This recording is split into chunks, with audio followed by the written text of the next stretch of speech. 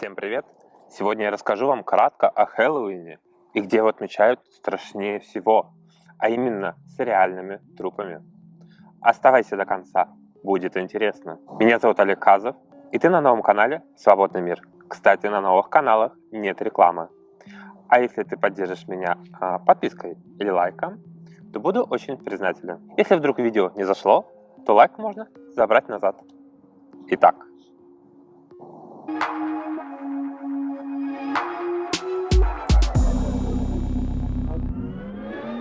Ведьмина ночь, канун Дня Святых, All Hallows Eve, День почитания умерших.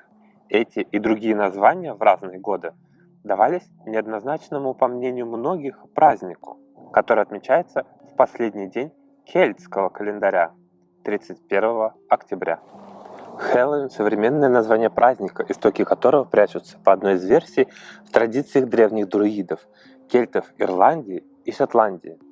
Несмотря на то, что история этого дня началась на территории современных Великобритании и Северной Ирландии, в наши дни география этого праздника охватывает американский и европейский континент. А по популярности Хэллоуин, не удостоенный чести быть государственным праздником, уступает только рождественским гуляниям. Прародителем Хэллоуина принято считать Самайн, праздник конца лета, или начала зимы, в соответствии с достаточно четким обозначением кельтских времен года. Праздник кельты отмечали 7 дней с центральной датой 31 октября, и он являлся данью благодарности за урожайный год и своеобразным началом нового урожайного периода. Кельты считали, что души мертвых в этот день приходят побродить в мире живых, и появилась традиция задабривания угощениями и дарами.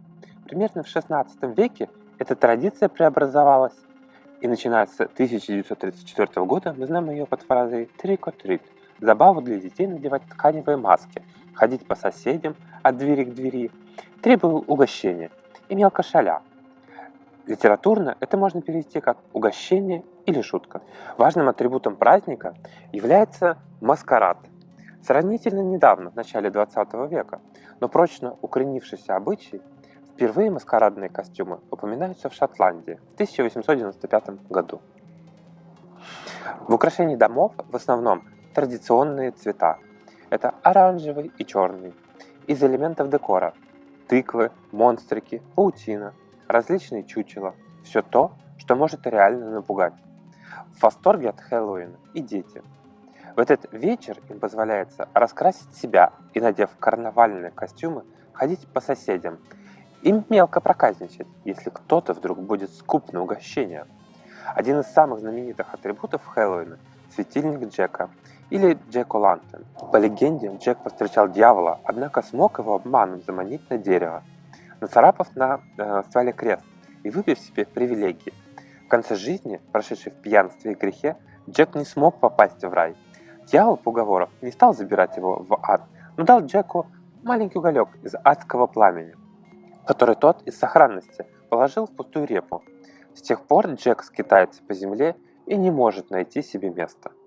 Раньше фонарики традиционно изготавливались из репы, и первые упоминания об использовании на американском континенте для этих целей тыквы как продукта, проще поддающегося обработке, относится к 1837 году, но лишь спустя много лет, ближе к 1900 году, использование тыквы во время Хэллоуина вошло в широкое применение.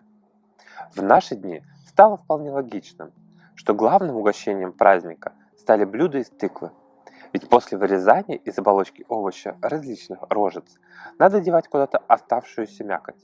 И на столе часто вы сможете увидеть и встретить тыквенный пирог, оранжевый суп или тыквенные блины, оладьи. Также это время яблок, ведь именно на период праздника приходится время урожая яблок. Помимо разнообразных сладостей, существует традиционный хлеб бармбрек, который готовят в Ирландии к разным праздникам, в особенности к Хэллоуину. При приготовлении праздничного бармбрека в тесто прятали горох, деревянную щепку, кусок ткани, монету и кольцо. Попавшийся едоку предмет предсказывал будущее. Горох – не ждать скорой свадьбы, щепка – неприятности в семейной жизни, кусок ткани Это к бедности. Монета, богатство, кольцо, скорая свадьба. Праздник, который в древности проходил самым естественным образом и не требовал особых усилий в подготовке, в современном мире отмечается с огромным размахом и заставляет производителей каждый год выпускать декоративные гирлянды, сложные костюмы, огромное количество конфет и различных украшений. По продажам Хэллоуин уступает опять-таки лишь рождественским праздникам. Есть такое понятие самайнофобия. Это сильный страх перед Хэллоуином, вызывающий у подверженных ему панические атаки. Четверть всего объема продаваемых конфет в США приходится на Хэллоуин. 31 октября 1926 года умер один из самых известных волшебников XX века, после чего его смерть надолго оказалась связана с магией и мистикой. Понятно, что это вообще за волшебник, вообще кто это, что это? Угадайте, кто? Пишите в комментариях. В период Хэллоуина можно встретить упоминания о гадании с помощью кожуры шотландской девушки. В период Хэллоуина можно встретить упоминания о гадании с помощью кожуры. Шотландские девушки срезали кожуру с яблок, стараясь сделать ее как можно длиннее, и кидали через плечо. Считалось, что упавшая кожура принимала вид первой буквы фамилии суженого. А где страшнее всего отмечают праздник почитания усопших? Верно, на Мадагаскаре. Почти как Хэллоуин, но называется он у местных Фамадихана. Местные выкапывают из могил своих умерших родственников и танцуют с ними, рассказывают им новости за прошедшее время, пока они лежали в своей могиле. Спрашивают советы.